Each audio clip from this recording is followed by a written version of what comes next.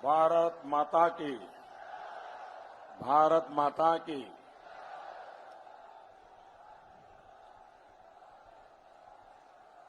मालानीरी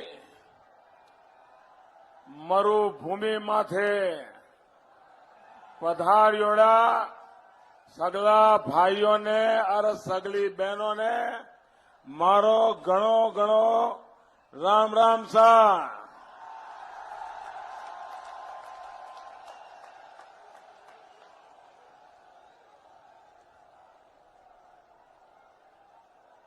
मंच पर विराजमान भारतीय जनता पार्टी के सभी वरिष्ठ नेतागण, इस चुनाव में हमारे सभी उम्मीदवार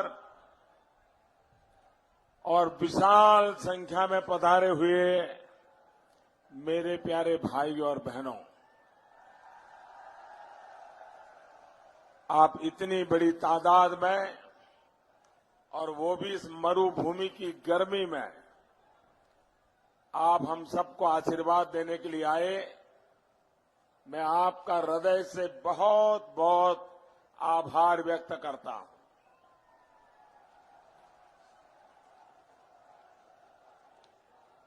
संतों, वीर वीरांगनाओं,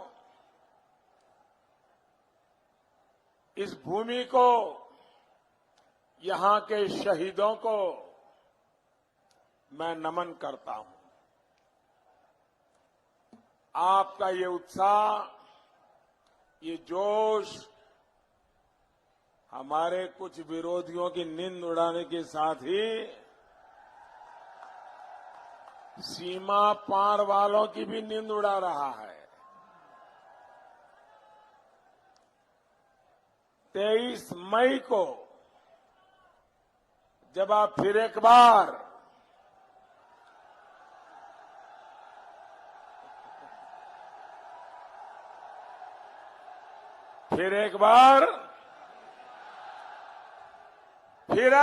मोदी सरकार बनाएंगे, भारत माता का जयकारा करेंगे, तो उसकी गूंज सीमा के उस पार भी सुनाई पड़ेगी।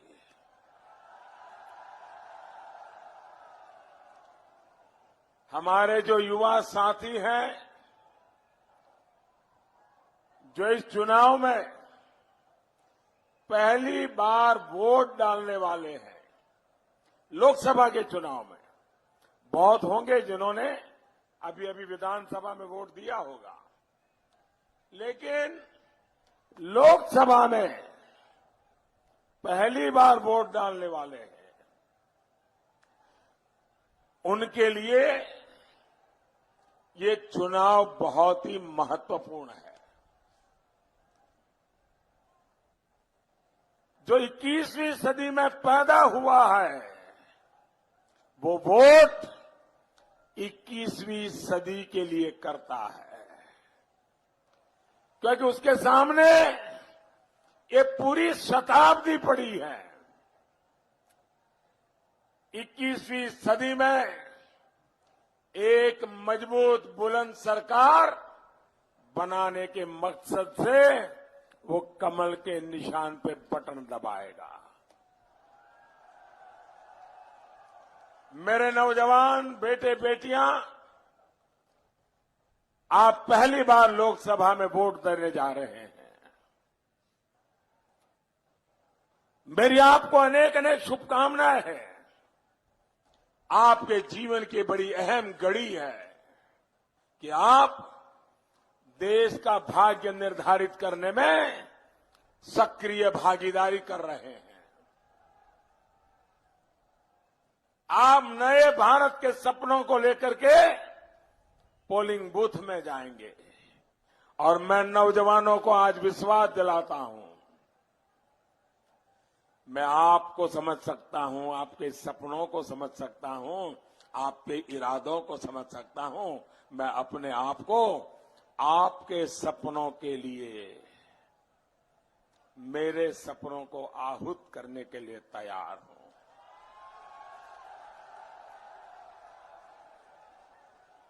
भाइयों बहनों, आपके सपने ही मेरे सपने हैं। साथियों, राजस्थान जिस तरह पूरी मजबूती से हमेशा इस चौकीदार के साथ खड़ा रहा है, वो एक बड़ी वजह है कि मैं देश हित में बड़े और कड़े फैसले ले पाया, वो काम कर पाया जिसका इंतजार आपको, देश के लोगों को बरसों से था। वो फैसले ले पाया जो कांग्रेस की सरकारों ने दशकों से लटका कर रखे हुए थे। किसानों को लागत का 1.5 गुना एमएसपी देने की बरसों पुरानी मांग को पूरा करने का काम आपके इस चौकीदार ने किया है। जीएसटी पर बरसों से कांग्रेस माथा पच्ची कर रही थी, उसको भी इस चौकीदार ने सफलतापूर्वक अमल में लाया है। काले धन और भ्रष्टाचार पर प्रहार के लिए नोटबंदी और बेनामी संपत्ति कानून लागू करने जैसे कड़े फैसले भी इस चौकीदार ने किए हैं। बाड़मेर की रिफाइनरी को कांग्रेस ने लटकाकर, उलझा कर रखा था। इस क्षेत्र का भाग्य बदलने वाली इस रिफाइनरी के लिए भी इस चौकीदार की सरकार ने काम शुरू करवाया। सामान्य वर्ग के गरीब परिवारों को 10% आरक्षण की मांग दशकों से चल रही थी। समाज को बांटने में लगी कांग्रेस ने कभी इस पर ध्यान नहीं दिया, जबकि बिना किसी शोर शराबे के, बिना किसी का हक छीने, ये चौकीदार की सरकार ने सामान्य वर्ग के गरीबों के लिए 10% आरक्षण भी लागू कर दिया। भाइयों और बहनों, मां भारती में आस्था रखने वाली संतानों के लिए नागरिकता संशोधन कानून पास करवाने का प्रयास भी इस चौकीदार ने किया है। भारत माता की वो संतानें जो भारत विभाजन के समय, बंटवारे के समय, उस समय के लोगों के नेताओं के भरोसे पर उन्होंने वहां रहना पसंद किया, पाकिस्तान में रहना पसंद किया, लेकिन उनकी आस्था अलग थी, उनका पूजा विधि अलग थी, उनके नाम अलग थे, इसलिए उन पर वहां जुल्म होने लगे। वहां जो माइनॉरिटी में थे उनका जीना मुश्किल हो गया। उनके लिए हिंदुस्तान के सिवाय कोई जगह नहीं बची थी। वो भारत की शरण में आए, लेकिन त्रिशंकु के हाल में जीते रहे, न उधर के रहे न इधर के रहे।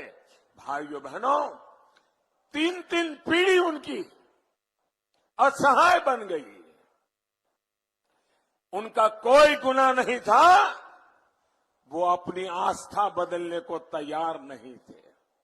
वो अपना धर्म बदलने को तैयार नहीं थे, इसलिए उनको यातनाएं झेलनी पड़ी। जब वो इस देश में आए तो हमारे वालों ने भी ठुकरा दिया। उनको न्याय मिलना चाहिए कि नहीं मिलना चाहिए? उनको हक मिलना चाहिए कि नहीं मिलना चाहिए? उनको हक दिलाने के लिए हम संसद में कानून लाए हैं भाइयों। 23 मई को सरकार बनने के बाद बरसों से लटके इस काम को पूरा करने की फिर कोशिश की जाएगी। साथियों, ये इलाका वीरों का है। राजस्थान का कोई गांव ऐसा नहीं है जहां से देश की सेना में कोई न कोई हमें मिले नहीं। देश के लिए मरने मिटे वालों की धरती है जी। यहां भी निवृत्त सैनिक अनेक बैठे होंगे। यहां बैठे हुए के हर परिवार में से कोई न कोई अभी सीमा पर कहीं खड़ा होगा। भाइयों बहनों, हमारे सेना के जवान 40 साल से one rank one pension OROP one rank one pension की मांग कर रहे थे। सरकार को प्रतिवेदन देते रहते थे। वे देशभक्ति से भरे लोग, डिसिप्लिन से जीने वाले लोग कभी पुतले जलाने के लिए नहीं निकलते थे। हर बार कहते थे कि हमें न्याय कीजिए।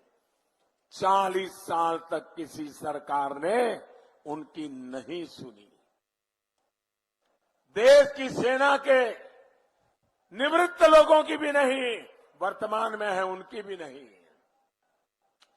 और कांग्रेस तो उनको धोखा ही देती रही, धोखा ही देती रही। आप हैरान हो जाएंगे। ये बड़े ऐसे लोग हैं जी, जैसे यहां आपके राजस्थान में वादे करके अभी चढ़ बैठे हैं। ऐसे जब झूठे वादे की किसानों को, नौजवानों को। भाइयों बहनों, उस समय उन्होंने देश की सेना के साथ ऐसा किया, देश के वीर जवानों के साथ ऐसा किया, देश के लिए मरने मिटने के लिए प्राण लेने वालों के लिए क्या किया। चुनाव था, उनको मालूम था कि Modi one rank one pension लेके आएगा, तो उन्होंने क्रेडिट कमाने के लिए क्या कह दिया, बोले वन रैंक वन पेंशन लागू कर दिया। और किया क्या, बजट में 500 करोड़ रुपयों का टीका किया, टीका सिर्फ शुकून किया। भाइयों बहनों, जब हम आए हमने सोचा चलो भाई 500 नहीं तो 1500 में होगा, 1500 नहीं तो 2000 करोड़ में होगा। जब हमने हिसाब लगाया, अब तक हम 35,000 करोड़ रुपया सेना के जवानों के खाते में जमा करा चुके हैं भाई, सीधे बैंक में जमा करवाए हैं। जो 30 साल पहले रिटायर हो गया उसके घर भी पैसे पहुंचाए। कहां 500 करोड़ और कहां 35,000 करोड़ रुपया, मुझे बताइए, ये सेना के साथ धोखा है कि नहीं है? ये झूठ बोल रहे थे कि नहीं बोल रहे थे? आपको अपमानित कर रहे थे कि नहीं कर रहे थे?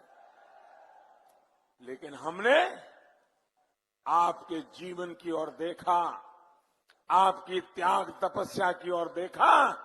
तिजोरी में क्या है क्या नहीं इसकी परवाह नहीं की, हमने आपके चरणों में लगा दिया। दोस्तों,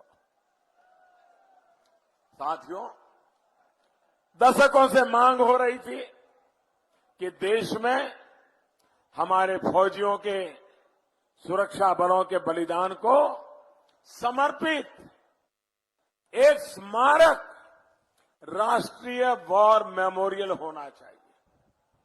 आजादी के बाद देश की इतनी लड़ाइयों में शहीद होने वाले लोग, देश के लिए जान की बाजी लगाने वाले लोग, हमारी नई पीढ़ी को प्रेरणा मिले, इसलिए देश की 5-5 पीढ़ी के सेना के जवान एक नेशनल वॉर मेमोरियल की मांग कर रहे हैं।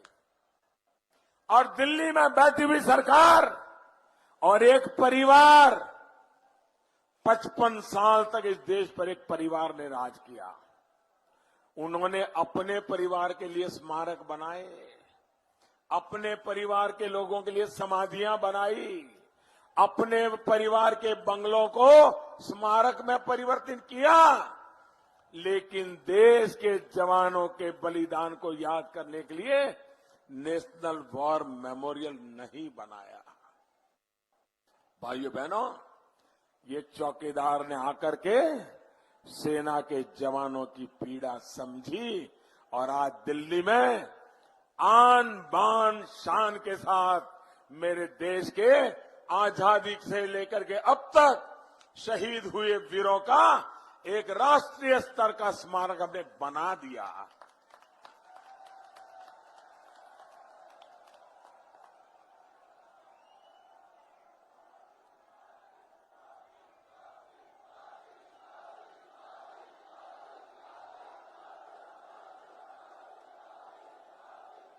इतना ही नहीं दोस्तों, ये हमारे जो पुलिस के जवान दिखते हैं ना, ये ड्यूटी पर रोजमर्रा की जिंदगी में हम लोगों को कभी कभी उनसे तकलीफ होती है तो हम उनसे झगड़ाई भी कर बैठते हैं, लेकिन कभी उस पुलिस वाले की जिंदगी की तरफ हमने देखा नहीं है।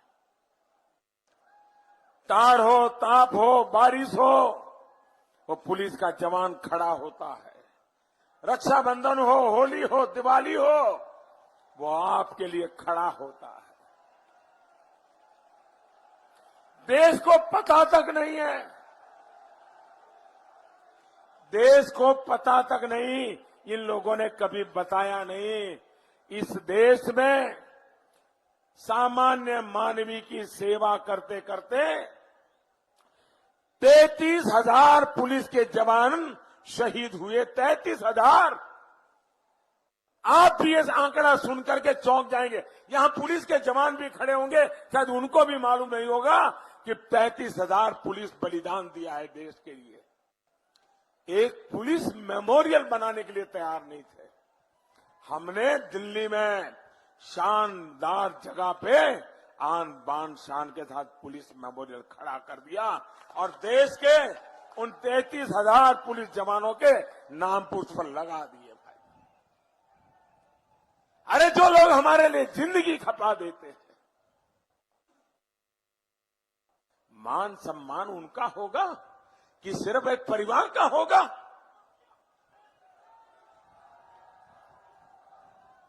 साथियों, देश के लिए मर मिटने वाले वीर बेटी बेटियों के लिए हम जितना करें कम है भाइयों।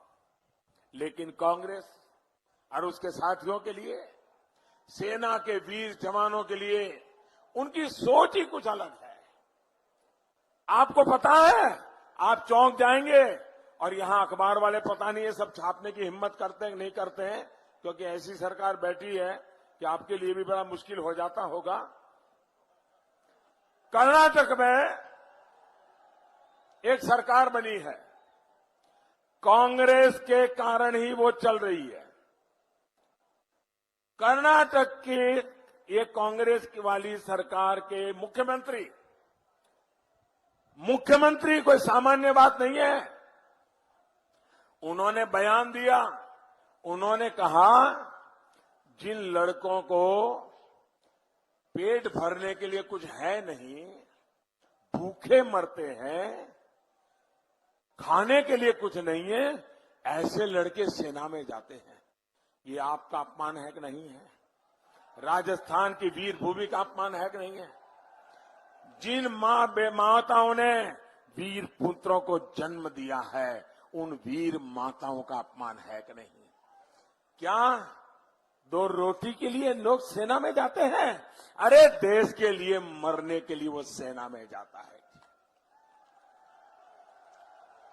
मैं हर दिवाली, मैं कितने ही वर्ष हो गए, मैं दिवाली सीमा पर जाकर के जवानों के बीच में बिताता हूं दोस्तों, बहुत सालों से।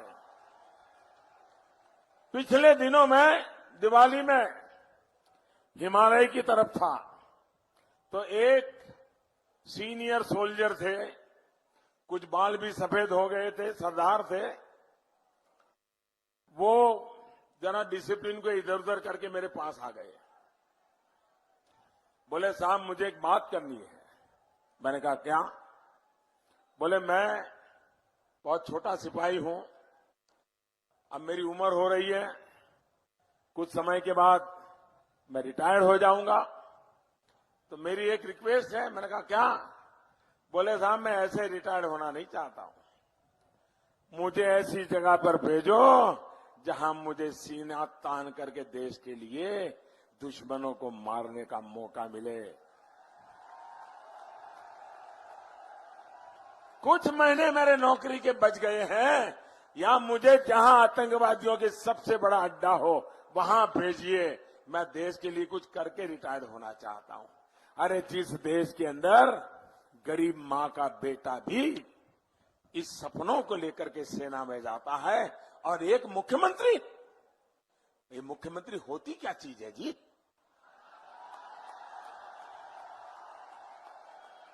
ये प्रधानमंत्री क्या चीज होती है? अरे देश के लिए मरने मिटने वाले सब कुछ होते हैं।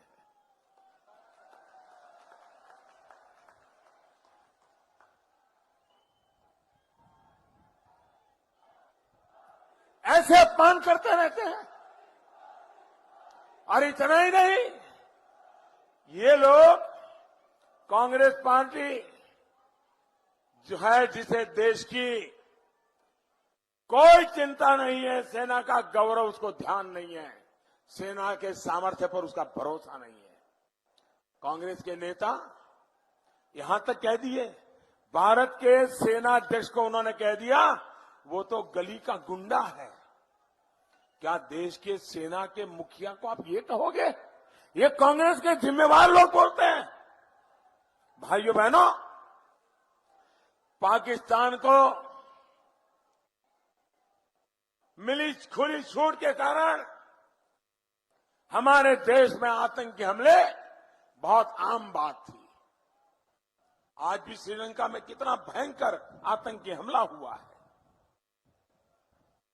लोग भगवान यीशु की प्रार्थना कर रहे थे, चर्च में थे, ईस्टर का पर्व मना रहे थे, और आतंकवादियों ने जाकर के सैकड़ों लोगों को आज मार दिया है। भाइयों, क्या गुनाह था उनका? भगवान यीशु के चरणों में बैठ करके प्रार्थना कर रहे थे। यह आतंकवाद फैलता चला जा रहा है। भारत में भी आतंकवाद ने 40 साल में भारत के नाक को दम ला करके रखा हुआ है। हमारे वीर जवान तिरंगा लपेट करके उनका शरीर घर में लौट आता है। भाइयों, आए दिन हम बलिदान देते चले जा रहे हैं। भाइयों बहनों, इन आतंक के सरपरस्तों को सबक सिखाना चाहिए कि नहीं सिखाना चाहिए? इस देश से आतंक खत्म होना चाहिए कि नहीं होना चाहिए? वीरों की जिंदगी बचनी चाहिए कि नहीं बचनी चाहिए? और भाइयों बहनों, आतंक के सरपरस्तों को सबक सिखाने के लिए मैंने फैसला किया है।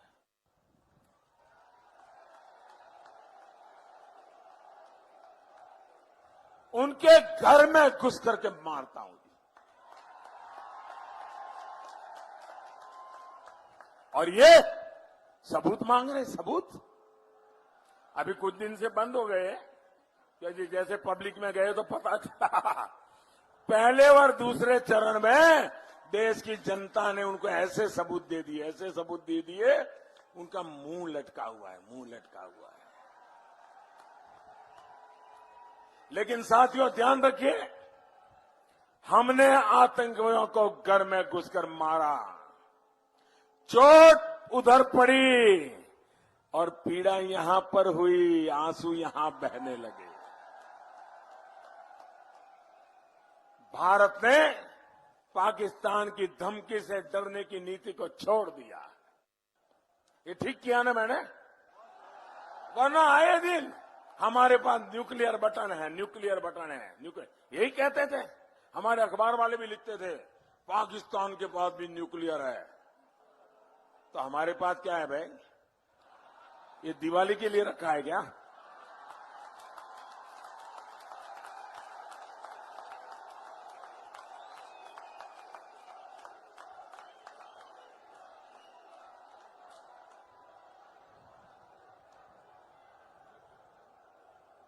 ये क्या तरीका है?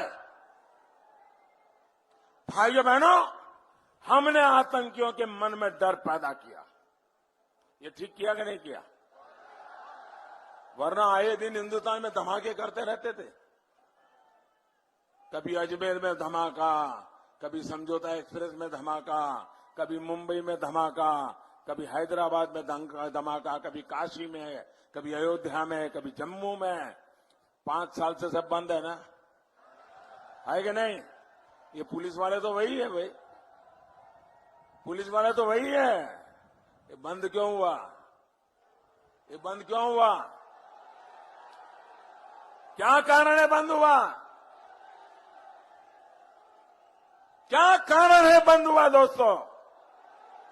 अरे मोदी कारण नहीं है, ये आपके वोट की ताकत है कि मोदी ये कर पा रहा है। भाइयों बहनों, हमने पाकिस्तान की सारी हेकड़ी निकाल दी।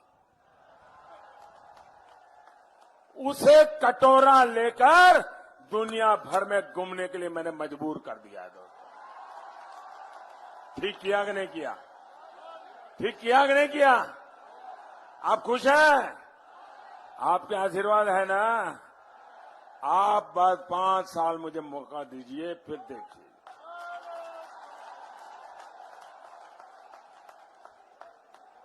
आपको लगता है ठीक किया, लेकिन कांग्रेस और उसके महामिलावटी लोग हैं, उनको लगता है ठीक नहीं किया। उनका कहना है आतंकवाद, राष्ट्र की रक्षा ये मुद्दा ही नहीं है। अरे मेरे वीर बेटे तिरंगा लपेट करके घर आ रहे हैं और तुम कह रहे हो मुद्दा नहीं है। कब तक मैं देश के वीर बेटों को मरने दूंगा? ये मुद्दा है।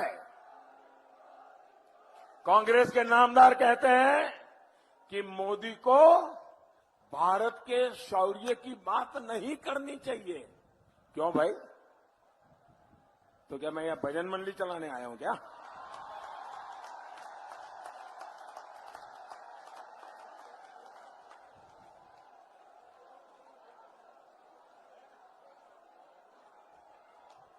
क्या तरीका है ये? क्या आपको पता है कि कांग्रेस ऐसा क्यों कह रही है? साथियों, इसके पीछे एक पूरा इतिहास है जिसका अहम सेंटर ये बाड़मेर रहा है, राजस्थान रहा है। यहां की वीर माताएं रही है। यहां अनेक पूर्व सैनिक हैं जिन्होंने 1971 की लड़ाई में हिस्सा लिया था। तब हमारे सैनिकों के शौर्य के कारण पाकिस्तान का एक बड़ा हिस्सा हमारे कब्जे में आया था। 90,000 पाक सैनिक हमारे कब्जे में थे साहब। लेकिन उसके बदले में हमने शिमला में जाकर के क्या किया? सरकार ने टेबल पर सब गंवा दिया जो जवान जीत करके लाए थे। दुनिया भर से जो दबाव भारत पर पड़ा और सरकार ऐसी कांप गई कि उन्होंने हस्ताक्षर कर करके मामला पूरा कर दिया। अगर उस समय मोदी होता तो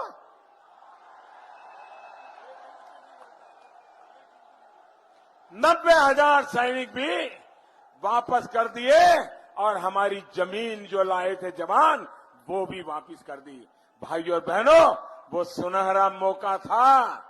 उस 90,000 युद्ध कैदियों के बदले में जम्मू कश्मीर की समस्या को हल करना, घुसपैठ की समस्या को हमेशा के लिए हल करना भारत के हाथ में तुरुप का पत्ता था भाइयों।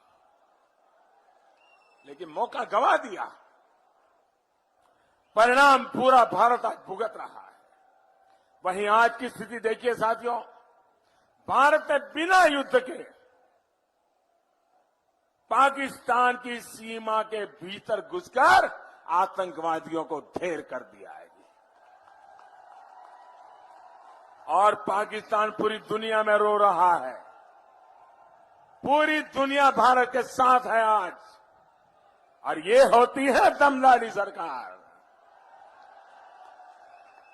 साथियों,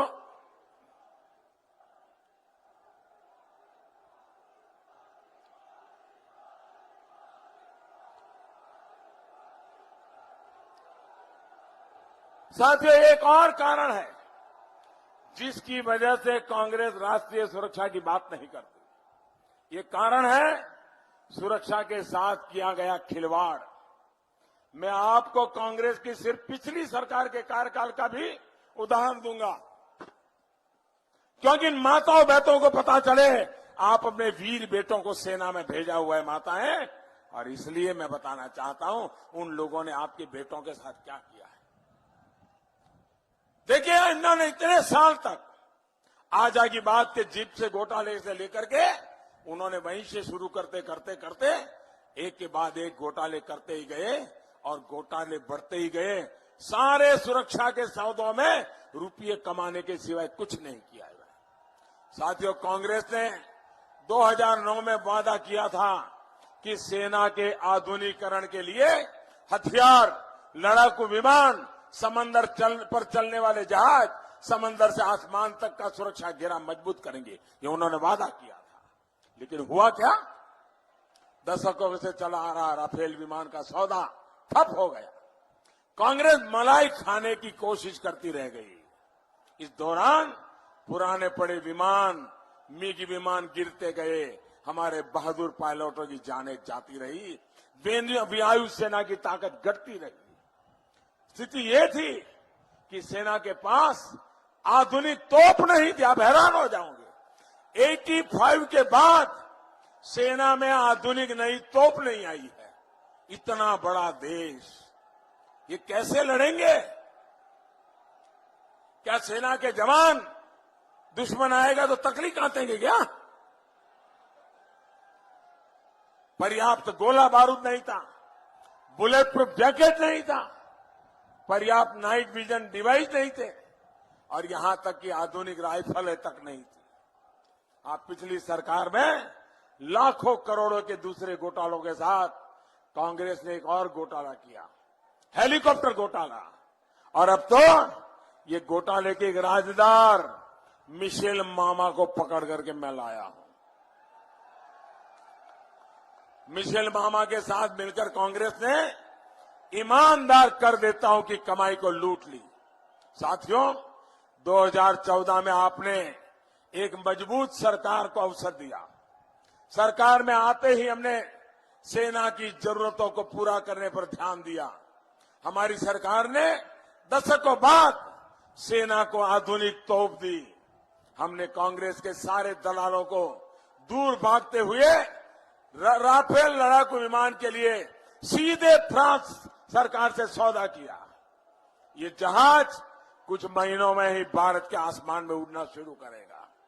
जिस तेजस विमान को कांग्रेस ने बेसहारा छोड़ दिया था, उसे बनाने की प्रक्रिया को हमने नए सिरे से तेज किया। अब दुनिया की सबसे आधुनिक राइफल का निर्माण भारत में हो रहा है। दोस्तों, जिस बुलेट प्रूफ जैकेट के लिए कांग्रेस ने बरसों तक हमारे सैनिकों को तरसाया था, वो बुलेट प्रूफ जैकेट अब भारत में ही बनाकर सैनिकों को दी जा रही है। इतना ही नहीं, हमारी सरकार के दौरान ही भारत दुनिया की शक्तियों में शामिल हुआ जिनके पास जल, थल, नभ तीनों जगह से न्यूक्लियर हमला करने की ताकत है। साथियों, हाल में तो एक बहुत बड़ा काम किया गया।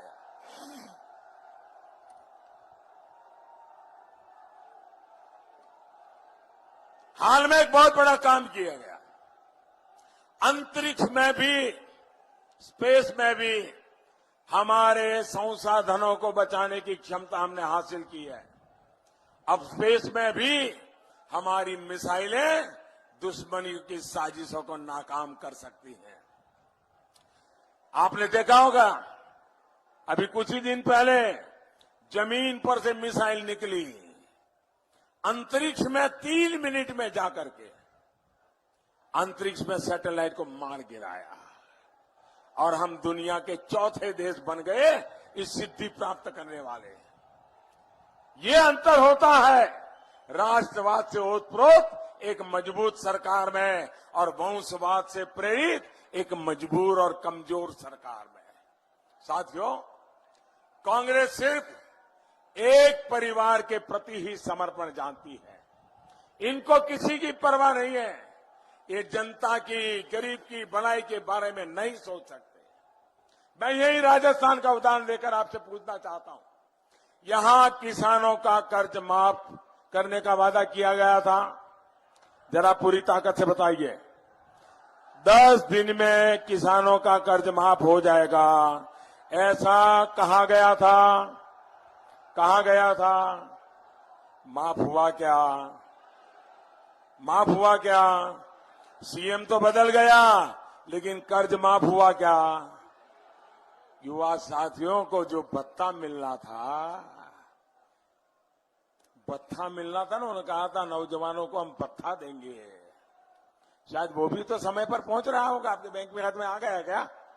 ना जरा खाता खोल के देखो ना, आया क्या? ऐसा झूठ बोल करके बैठे 55 साल यही काम किया एक परिवार ने, यही काम किया है जी। साथियों, इन्होंने आपके साथ सिर्फ इतना ही धोखा नहीं किया है, बल्कि ये केंद्र सरकार की योजनाओं को रोकने का पाप भी कर रहे हैं। मोदी सरकार ने जो पीएम किसान सम्मान योजना बनाई है, उससे देश भर के करोड़ों किसानों को पहली और दूसरी किस्त के पैसे मिल रहे हैं। लेकिन राजस्थान की सरकार इसमें भी रोड़े अटका रही है। वो राजस्थान के पूरे किसानों के नाम हमें जानकारी लिस्ट भेजने को तैयार नहीं है, बहानेबाजी कर रही है।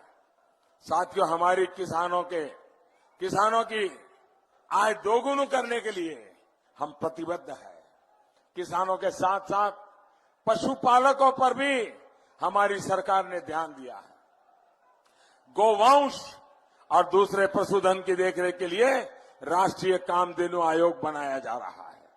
इतना ही नहीं, हमारी सरकार ने पशुपालकों के लिए बैंक के दरवाजे खोल दिए हैं। अब किसानों की तरह पशुपालकों को भी किसान क्रेडिट कार्ड की सुविधा दी जा रही है। साथियों, 2014 से 2019 तक आपके इस चौकीदार ने गांव-गांव, घर-घर बिजली पहुंचाने का काम किया। अब इसी तरह का काम बाड़मेर जैसे क्षेत्रों में पानी पहुंचाने के लिए हम करने वाले हैं। 23 मई के बाद फिर एक बार मोदी सरकार बनने के बाद हम मिशन मोड पर पानी के काम पर लगने वाले हैं। नर्मदा कैनाल जैसी परियोजनाएं जो अभी चल रही है, उनको विस्तार दिया जाएगा। भाइयों और बहनों, कनेक्टिविटी पर भी हमारा फोकस है। इसी तरह भारतमाला प्रोजेक्ट के तहत सीमावर्ती क्षेत्रों में अच्छी सड़कें बनाई जा रही है। यहां से रेल कनेक्टिविटी को सुधार के लिए भी तेजी से काम चल रहा है। भाइयों और बहनों, हम संकल्प करके निकले हुए लोग हैं।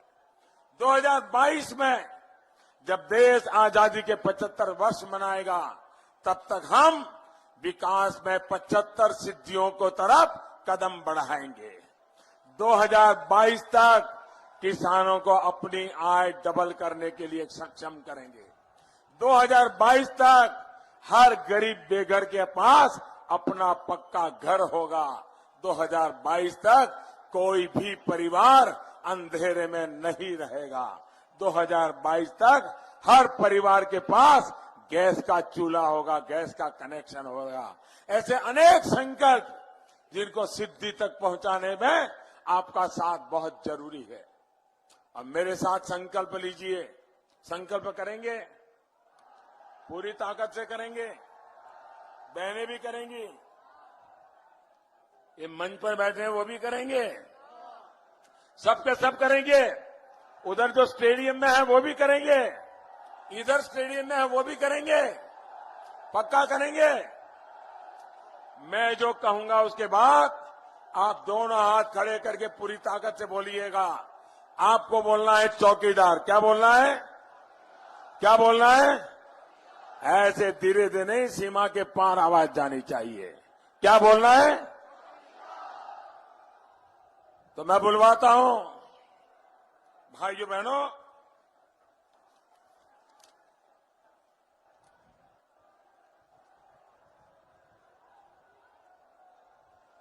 भ्रष्टाचारी होशियार, भ्रष्टाचारी होशियार,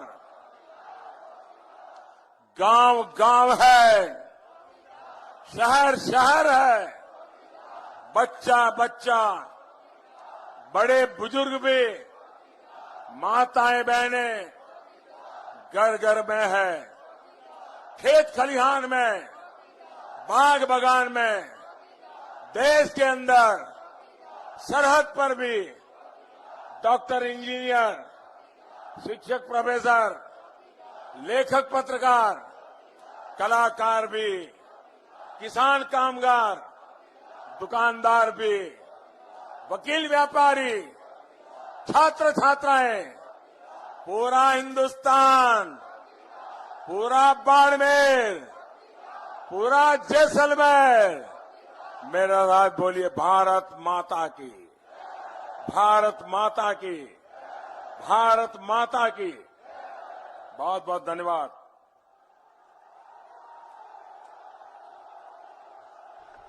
बहुत बहुत धन्यवाद माननीय प्रधानमंत्री जी। आदरणीय प्रकाश माली, जिन्होंने चौकीदार का एक सुंदर गीत में तैयार किया। प्रकाश माली जी से निवेदन करूंगा कि प्रधानमंत्री जी को उस गीत के बारे में बताएं। आदरणीय प्रकाश माली जी, आगे जाओ। देश धर्म की रक्षा के हित हरदम हो तैयार, चौकीदार चौकीदार में हूं देश का चौकीदार। देश धर्म की रक्षा में देश धर्म की रक्षा के, दोनों हाथों को उठाए, देश धर्म